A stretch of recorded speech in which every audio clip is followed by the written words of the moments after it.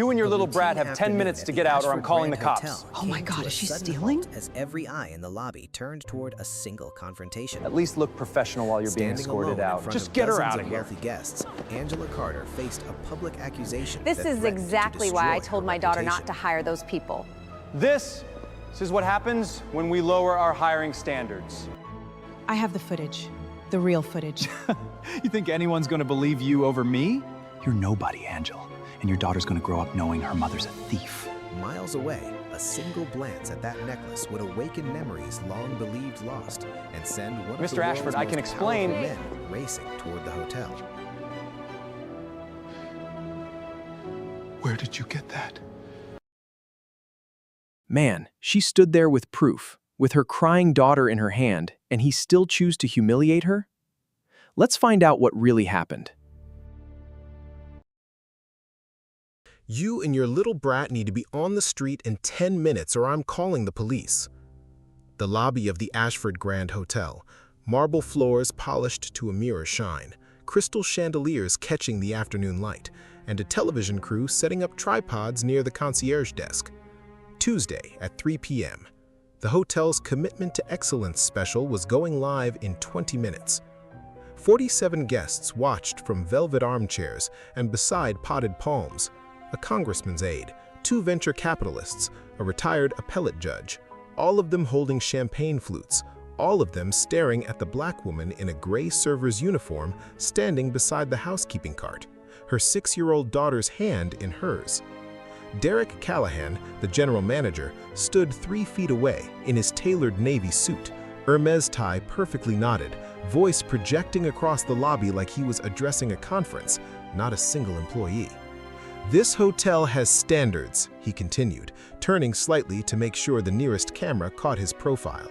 "And those standards do not include staff who steal from the register, lie on their time cards, and use company resources to support their lifestyle choices." Angela Carter's hand tightened around her daughter's. Nia, 6 years old, clutched a small stuffed elephant in one hand and pressed closer to her mother's leg. Around her neck, a simple silver necklace with a hand-carved pendant, 2 interlocking rings, one slightly smaller than the other. "Mr. Callahan," Angela said quietly, her voice steady as stone, "I did not steal anything. I have the footage." "The footage," Derek interrupted, smiling now for the cameras, "shows exactly what I said it shows. $47 missing after your last shift, your signature on the reconciliation sheet, and now you're arguing with me in front of guests during a live television production." He turned to the crowd, palms up, as if inviting their judgment. "Ladies and gentlemen, this is what happens when we lower our hiring standards." A woman in pearls murmured agreement. A man in a cashmere sweater shook his head, setting down his champagne. Derek Callahan stepped closer, close enough that Angela could smell his cologne, something expensive and sharp, close enough that Nia pressed her face into her mother's uniform. He reached out, not to touch Angela, but to adjust the name tag on her uniform, the way you'd straighten a crooked picture frame. "There," he said, loud enough for the cameras. "At least look professional while you're being escorted out." Angela's jaw tightened, a muscle jumped in her cheek, but her hands stayed at her sides, steady, unmoving. But Derek Callahan had no idea who he was looking at, and he had no idea who was watching. Derek turned back to the crowd, gesturing toward her like she was an exhibit. "This is the problem. No accountability, no shame, just entitlement." He snapped his fingers toward the security desk. "Jordy, call the police. Trespassing and theft. Let's make sure she understands what accountability looks like." Angela Carter stood perfectly still, her spine straight, her shoulders level. Her hands, though trembling slightly, remained at her sides. Have you ever been humiliated in front of people who assumed you deserved it? The Ashford Grand was not just a hotel. It was a $47 million property, flagship of the Ashford Hospitality Group, which owned 16 luxury hotels across the eastern United States and had just been profiled in Forbes as one of the fastest-growing private equity portfolios in the country. The lobby where Derek Callahan stood hosted senators, tech CEOs, and 2 former presidents. Derek himself had been GM for 3 years, Rolex on his wrist, Porsche in the executive garage, Yale MBA on his office wall. He'd spent the first 10 years of his career clawing his way out of a Kentucky trailer park, and he would do anything, to make sure no one ever mistook him for the help again. He turned back to Angela, his voice lower now, but still carrying across the lobby. "You know what I think? I think you've been skimming for months.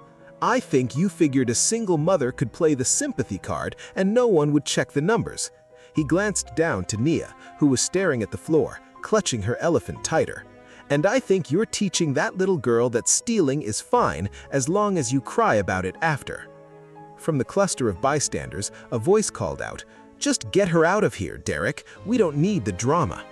Margaret Winters, one of the hotel's most loyal long-term guests, stepped forward with her phone already recording. She was 62, pearl earrings, Chanel bag, the kind of woman who complained about everything and tipped in single bills. "Honestly, this is exactly why I told my daughter not to go into hospitality. You hire anything these days." A man in a gray suit, Harrison Cole, a regional VP for a pharmaceutical company, nodded sharply. "If she's stealing, she's stealing. No excuses for those people." Angela's jaw tightened. Her hand moved protectively to Nia's shoulder, but she didn't speak. Derek turned toward the camera crew, gesturing broadly. "This is what we're up against, folks. Standards, accountability, excellence. It's not about race, it's not about background, it's about integrity."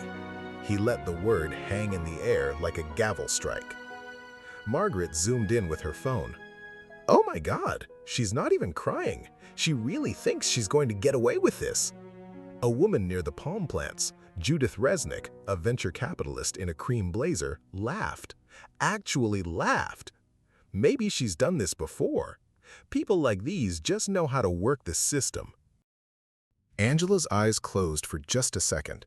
When they opened, they were fixed on a point somewhere past Derek's shoulder, unblinking. But from the back of the lobby, near the service corridor, Ruth Jenkins, the hotel's head cook, a black woman in her 60s who'd worked at the Ashford Grand for 18 years, went pale. Her hand flew to her mouth. She took 2 steps back, eyes locked on Angela's face, then on the necklace around Nia's neck. Her lips moved, soundless. No, it can't be. Jordy, the young security guard at the desk, hesitated. His hand hovered over the phone. He looked at Angela, then at Derek, then back at Angela. Something in her stillness made him pause. "Jordy!" Derek snapped. "Now!" Jordy picked up the phone. His hand was shaking. Angela Carter's hands stayed steady at her sides. Her voice, when she spoke, was still quiet, still calm. "I have the original footage from the service camera, the one that shows..." "The one that shows nothing," Derek interrupted, stepping even closer now, lowering his voice just enough that the cameras wouldn't pick it up clearly, but the crowd could still hear him. "You think anyone's going to believe you over me? You think anyone here is going to take the word of a banquet server over the general manager of a Forbes-listed property?" He leaned in. His breath was warm on her face. "You're nobody, Angela, and your daughter's going to grow up knowing her mother's a thief and a liar." Nia made a small sound, not quite a cry, but close, a whimper that broke something in the air. Angela's composure finally wavered. Her eyes closed, her hand tightened on Nia's shoulder hard enough that her knuckles went white. But she didn't raise her voice. She didn't move.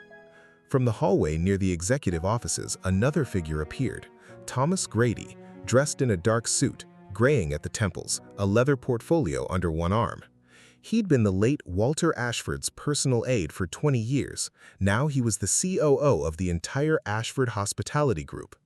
He stopped at the edge of the lobby. His eyes moved from Derek to Angela to the necklace around Nia's neck. His face went white, then gray. He grabbed the doorframe to steady himself. Derek didn't notice. He turned back to the crowd, arms spread wide. "This is what we're fixing, people. This is why we're implementing new hiring protocols. This is why excellence matters." He pointed at Angela. 10 minutes, or I have you arrested for trespassing in front of your daughter." Margaret Winters raised her phone higher, making sure she got the shot. Someone needs to call CPS too. A mother like that shouldn't have custody. Harrison Cole nodded approvingly. Good, standards matter. Judith Resnick sipped her champagne. I mean, what did she expect? But Thomas Grady took 3 steps backward into the hallway, pulled out his phone with trembling hands, and dialed a number he hadn't called in 6 months. On the other end, in a private residence 40 minutes outside the city, a man named Elijah Ashford, reclusive CEO of the Ashford Hospitality Group, a billionaire who hadn't made a public appearance in 3 years, answered on the second ring. Elijah? Thomas! Turn on the live stream, right now, the Ashford Grand. Elijah Ashford opened his laptop, the feed loaded. He saw the crowd. He saw Derek Callahan. He saw a woman in a server's uniform standing perfectly still, shoulders straight, hands steady. And then he saw the little girl beside her. Around her neck, a silver necklace, 2 interlocking rings, one smaller than the other. Elijah Ashford's hand went to a locked drawer in his desk. He pulled out a burned notebook, schematics for a water purification system labeled Angela 1 in his own handwriting, though he'd never understood why he'd written that name. And beneath it, sketched in blue ink, a necklace, 2 rings, one smaller. He stared at the screen, at the necklace, at the woman's face. And for the first time in 7 years, something in the hollow place inside him cracked open. He stood up, grabbed his keys, ran for the door. To understand what happened to him, what lit inside him, let's go back in time. 2017, Richmond, Virginia. Isaiah Carter was 26 years old, a self-taught engineer working nights at a machine shop and spending his weekends in the basement of the public library trying to solve a problem no one else seemed to care about. The water in Angela's hometown, a rural community 2 hours south of Richmond, was making people sick. Arsenic, lead, agricultural runoff. The county had known for 5 years. No one had done anything. Angela was 3 months pregnant. They'd been married for 2 years. She was a teacher's aide at the elementary school. He was the guy everyone in town called when their furnace broke or their car wouldn't start. Isaiah worked on a prototype in his garage, a modular, low-cost water purification system using a modular ceramic filtration matrix combined with UV sterilization. He called it the Angela 1, not because it was for her, because she was the one who believed it would work when no one else did. "You know what your problem is?" Angela had said one night, watching him from the doorway while he soldered a joint on the purifier's housing. Isaiah looked up at her, wrench in hand, grease on his forearms. "Then I will make it undeniable." She'd smiled, kissed the top of his head. "I know you will." He finished the first working prototype 3 weeks later. A company in Atlanta wanted to see it in person. They offered to fly him down. Isaiah didn't have the money for a flight, so he borrowed a truck and drove. 14 hours, straight through the night.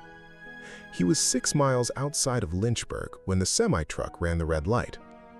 The accident report listed him as a John Doe. No wallet, no ID. The truck had burned. The prototype inside was unrecognizable. Isaiah Carter, the man, the name, the memory of Angela's laugh and the smell of her shampoo and the way she said his name when he came through the door was gone. What remained was a man in a hospital bed with a traumatic brain injury, retrograde amnesia, and no one to claim him. Diagnosis? Severe traumatic brain injury with retrograde amnesia and identity loss. Prognosis? Permanent.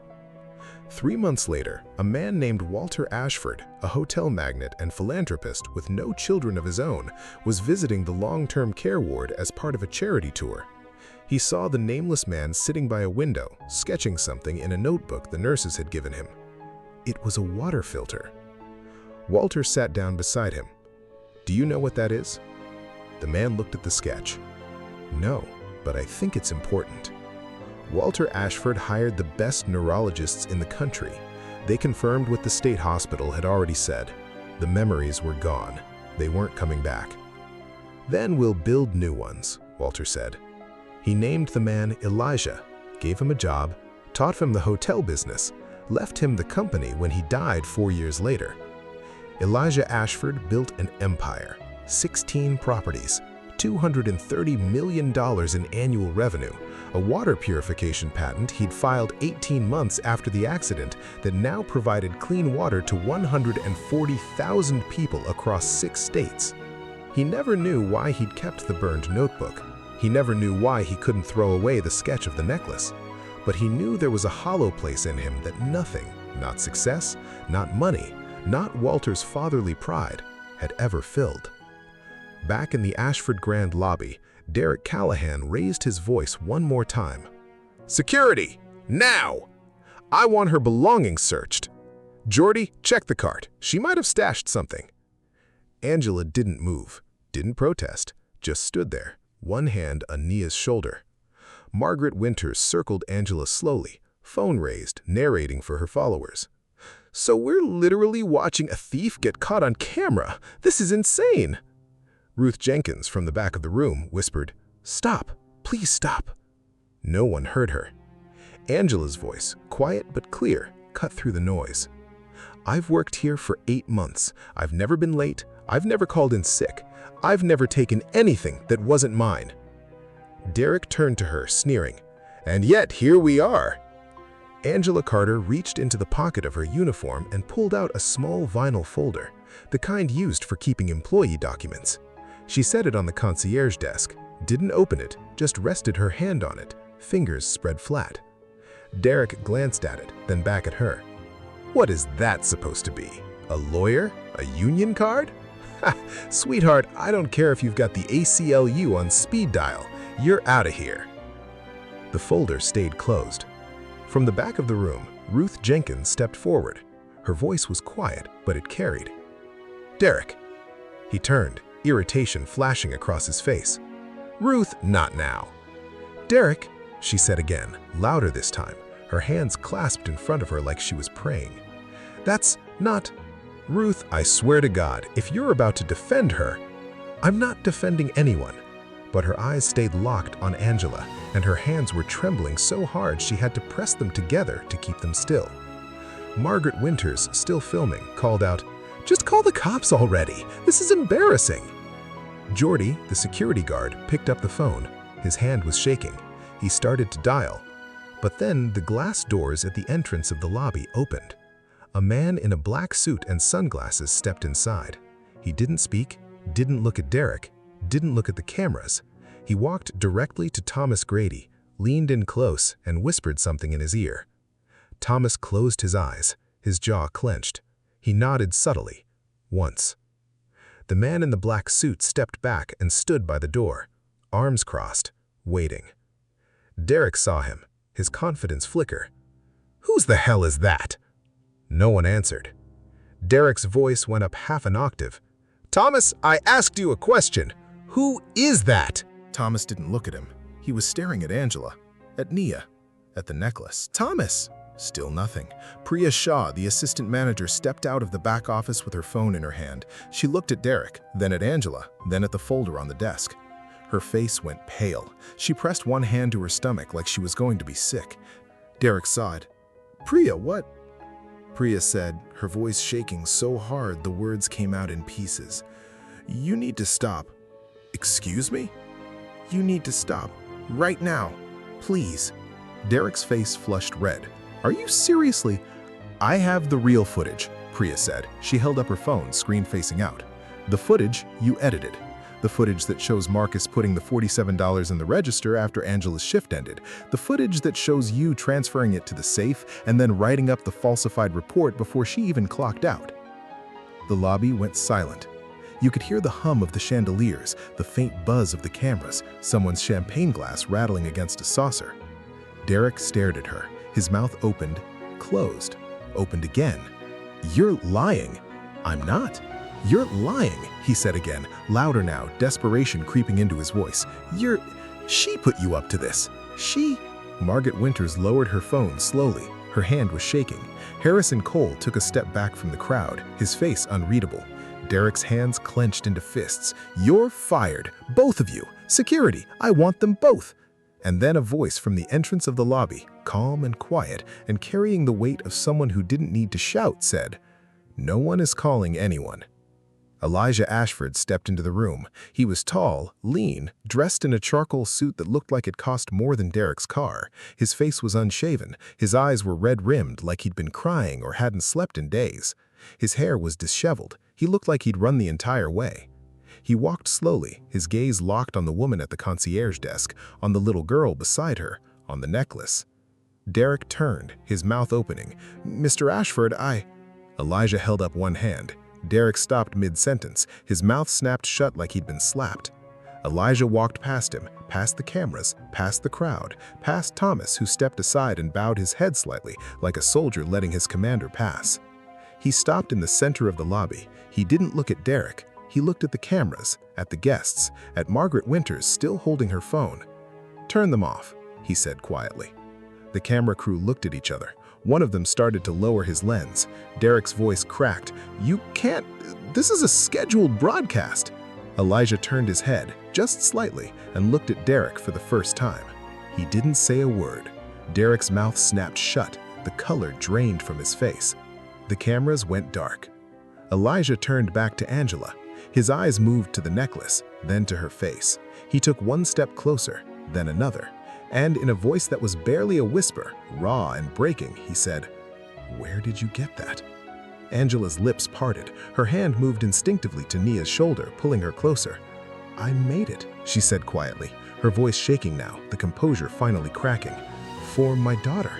It was a copy of the one I gave my husband before he—" She stopped, couldn't finish. Elijah's hand moved to his jacket pocket. He pulled out the burned notebook, opened it with trembling hands, turned it toward her. The sketch of the necklace stared back at her, faded, charred at the edges, but unmistakable. Angela's knees buckled. She caught herself on the edge of the desk, one hand pressed flat to keep from falling. Her eyes filled with tears. "Isaiah?" she whispered. The room held its breath. Elijah's hand reached out, slowly, like he was afraid she'd disappear if he moved too fast, and touched the necklace around Nia's neck. "I drew this," he whispered. 7 years ago. I didn't know why. I've kept the notebook in a drawer and I couldn't throw it away, and I didn't understand why I kept dreaming about water and a woman laughing and a name I couldn't remember." Angela covered her mouth with both hands. A sob broke free. "You left," she said, the words pouring out now. "You left to show them the filter. You were going to save everyone. You said you'd be back in 3 days, and then you were just gone. No one could find you. The hospitals didn't have you. The police said the truck burned and there was no ID. And I looked, Isaiah. I looked for 2 years. I went to every hospital in Virginia and no one." "No, I didn't know," Elijah said, his own voice breaking now. "I didn't know my name. I didn't know you. I didn't know—" He looked down at Nia, who was staring up at him with wide, uncertain eyes, still clutching her stuffed elephant. "Is this your daughter?" Angela whispered. "Nia. She's 6. She was born 7 months after you left. She's never met you. She doesn't—" Angela's voice cracked. "She doesn't know who you are." Elijah dropped to his knees. He was eye level with Nia now. Tears were streaming down his face. He didn't wipe them away. "Hi," he said, his voice barely audible. I'm your dad, and I'm so sorry. I'm so sorry I wasn't there." Nia looked at him for a long moment. Then, slowly, she held out her stuffed elephant. "His name is Peanut," she said. Elijah took the elephant with shaking hands, holding it like it was made of glass. "Hi, Peanut," he whispered. And Angela Carter, who had spent 7 years looking, 7 years grieving, 7 years raising a daughter alone, reached out and took her husband's face in her hands. "You're here now," she said. Elijah nodded. He couldn't speak. Behind them, Derek Callahan stood frozen, his face the color of old snow. Have you ever watched someone's entire world shatter in real time? Thomas Grady stepped forward, his voice calm and official, cutting through the stunned silence like a knife. "Ladies and gentlemen, you are currently standing in the presence of Elijah Ashford, CEO and a majority shareholder of the Ashford Hospitality Group. This building, and 15 others like it, belong to him. He paused. He is also the man formerly known as Isaiah Carter, reported missing in 2017 following a catastrophic vehicle accident outside Lynchburg, Virginia. Margaret Winters dropped her phone. It clattered on the marble floor, and the screen cracked in a spiderweb pattern. She didn't pick it up. Her hand went to her throat like she couldn't breathe. Harrison Cole took 3 steps backward and sat down hard in one of the velvet chairs, his face the color of old paper. His champagne glass slipped from his hand and shattered on the floor. A woman near the palm plants, Judith Resnick, the venture capitalist who'd laughed when Derek called Angela a thief, turned and walked towards the exit without a word. She didn't make it to the door. Her legs gave out halfway there. A security guard caught her before she hit the ground. Derek Callahan's mouth opened, closed, opened again. No sound came out. "That's..." Derek stammered, his voice thin and reedy now. "That's not possible. She's a banquet server. She's been here for 8 months. She, Thomas interrupted, his voice cold now, sharp as a blade, is Angela Carter, legally married to Elijah Ashford on June 14, 2015, in Richmond, Virginia. The marriage was never annulled. There was never a divorce. She is legally and factually Mrs. Elijah Ashford." He turned to the crowd, his eyes moving from face to face. "She has been working in her own husband's hotel for 8 months, serving food, cleaning rooms, and not one of you, not one, saw her as anything other than the help." The silence was deafening. Angela was still staring at Elijah. Tears were streaming down her face, but she didn't make a sound. Her hand was on Nia's head, fingers tangled in her daughter's hair. Elijah reached out slowly, his hand trembling, and touched the necklace around Nia's neck again, like he needed to make sure it was real. "I made this for you," Angela whispered. "The night before you left, you said no matter what happened, we'd always be connected, that even if we were apart, we'd find each other." Elijah's hand moved from the necklace to Angela's face. He touched her cheek, his thumb brushing away a tear. "I don't remember," he said. His voice was breaking apart. "I don't remember your voice. I don't remember our wedding. I don't remember the day I proposed, or the first time I kissed you, or..." His breath hitched. "But I've been dreaming about you for 7 years. I just didn't know it was you." Angela let out a sound that was half laugh, half sob. "You were here. I was right here. For 8 months. I walked past your office every single day." I know. I'm so sorry. I'm so sorry I wasn't there." Nia, still clutching Peanut the elephant, looked up at him with wide, solemn eyes. "Are you really my daddy?" Elijah looked at Nia, at this little person he'd never met, who had his eyes and Angela's stubborn chin. "Yes," he said, his voice raw. "I am. And I know I wasn't there. I know I missed everything. But I'm here now, and I'm not going anywhere. Not ever again." Nia studied him for a long moment. Then, very carefully, she reached out and took his hand. Elijah's face crumbled. He pulled her into his arms and held her like she was the only thing anchoring him to the earth. Derek, still frozen in place, tried one last time. His voice came out strangled, desperate. This has to be a mistake. She applied for a job as a server. She's been here for 8 months. If she knew..." "She didn't know," Thomas said, his voice hard as iron now. "Because Elijah Ashford doesn't do public appearances. Because this hotel is managed through a corporate subsidiary, and because Angela Carter has been working here under her maiden name. The name she started using again after she spent 2 years searching every hospital and morgue in Virginia and couldn't find her husband. After she gave up hope. After she had to tell her daughter that Daddy was never coming home." He stepped closer to Derek. "You came to this city because it was the last place Isaiah told her he was going. She's been here, working 3 jobs, raising a daughter alone, hoping against hope that maybe she'd find him." Thomas's voice dropped. deadly quiet. And she ended up working in his building, serving food to people who treated her like she didn't matter. Derek's face crumpled. His hands were shaking now. He pressed them against his thighs to stop the tremors, but it didn't work. I didn't... His voice cracked. He tried again. I didn't know. You didn't care, Elijah said. He stood up slowly, still holding Angela's hand, and turned to face Derek for the first time. You didn't care who she was. You didn't care what she'd been through. You saw someone you thought was powerless and you crushed her because it made you feel strong. Derek tried to speak. His mouth opened. No sound came out.